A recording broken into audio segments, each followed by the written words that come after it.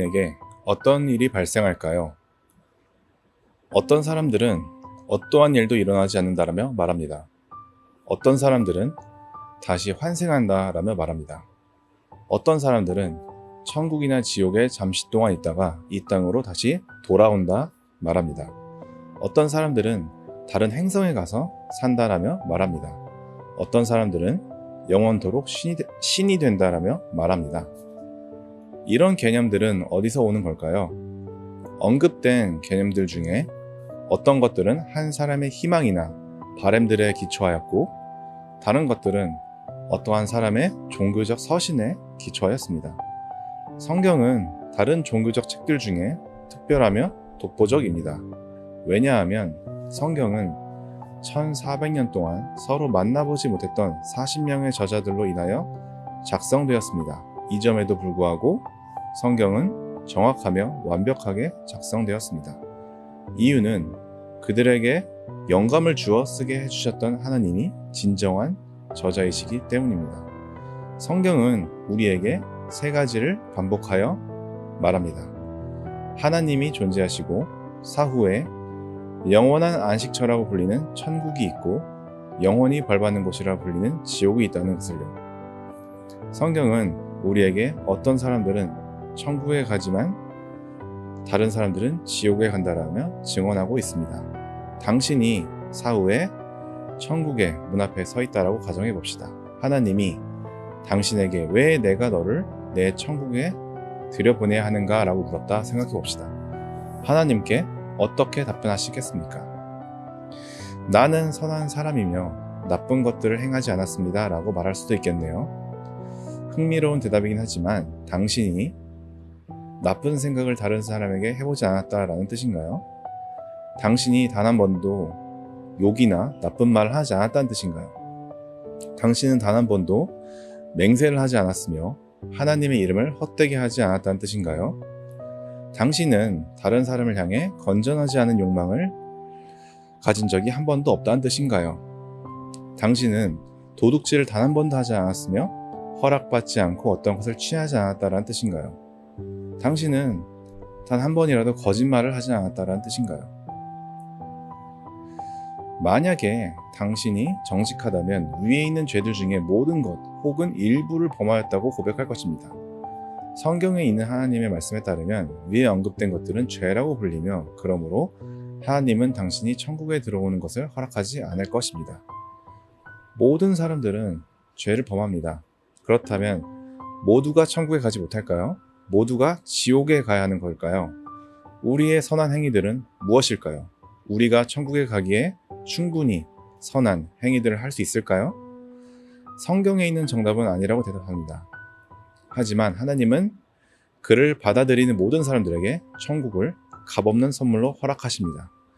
받아들인다는 뜻은 하나님을 당신의 구원자와 주님으로 삼는 것입니다. 어떻게 하나님을 우리의 삶에 받아들일 수 있을까요? 네 가지 기초적인 진리들을 우리가 알고 이해하여야 합니다. 성경 말씀들은 각 진리들을 설명합니다. 첫 번째, 하나님은 모든 것을 창조하신 창조주입니다. 우리는 언젠가 미래에 그분께 보고를 해야 합니다. 창세기 1장 1절, 처음에 하나님께서 하나님과 땅을 창조하시니라. 창세기 1장 27절, 이처럼 하나님께서 자신의 형상으로 사람을 창조하시되 하나님의 형상으로 그를 창조하시고 그들을 남성과 여성으로 창조하시니라.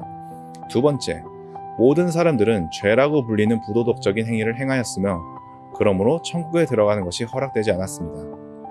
로마서 3장 23절, 모든 사람이 죄를 지어 하나님의 영광에 이르지 못하더니 에스겔서 18장 20절, 죄를 짓는 혼, 그 혼은 죽을지니라. 아들이 아버지의 불법을 담당하지 아니하며 아버지가 아들의 불법을 담당하지 아니하리니 의로운 자의 의가 그 위에 임하고 사악한 자의 악이 그 위에 임하리로다.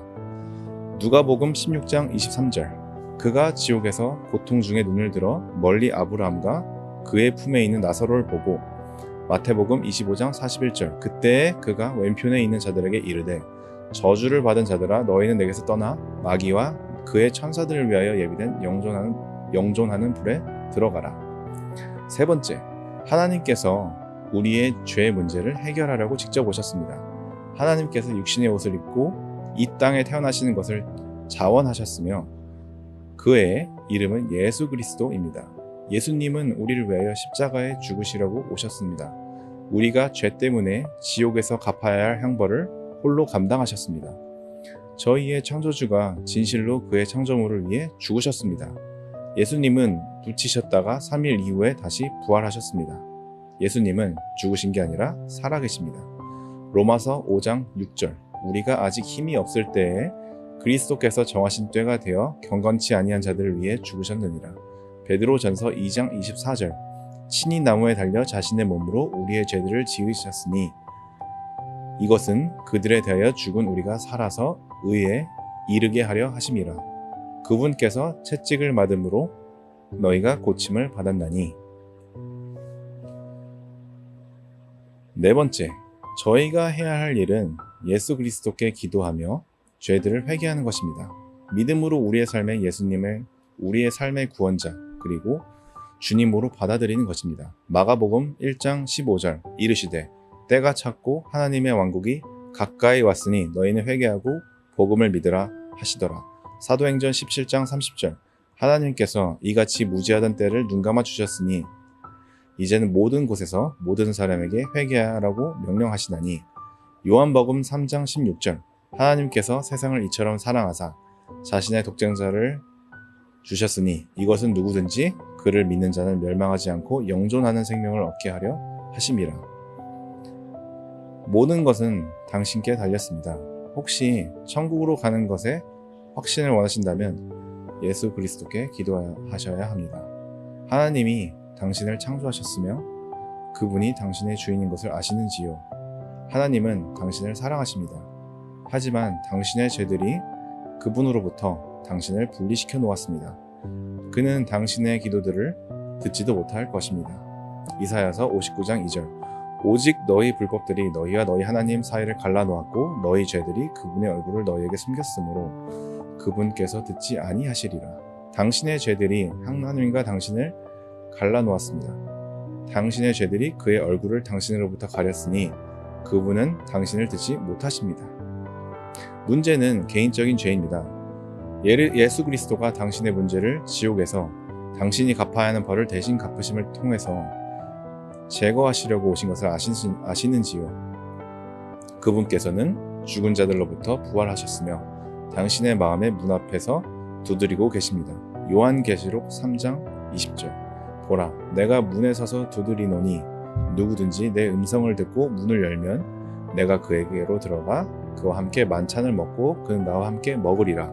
사랑하는 친구여, 어떻게 하실 건가요? 당신은 예수 그리스도와 지옥에서 당신을 건네주시겠다는 제안에서 돌아서실 건가요? 혹은 당신이 예수 그리스도를 향해 기도하며 당신의 죄들을 고백하며 그것들로부터 돌아설 것을 고백하고 그분께 당신의 마음과 삶에 들어와 당신의 혼의 구원자와 당신의 삶의 주인이 되는 것을 기도하시겠습니까?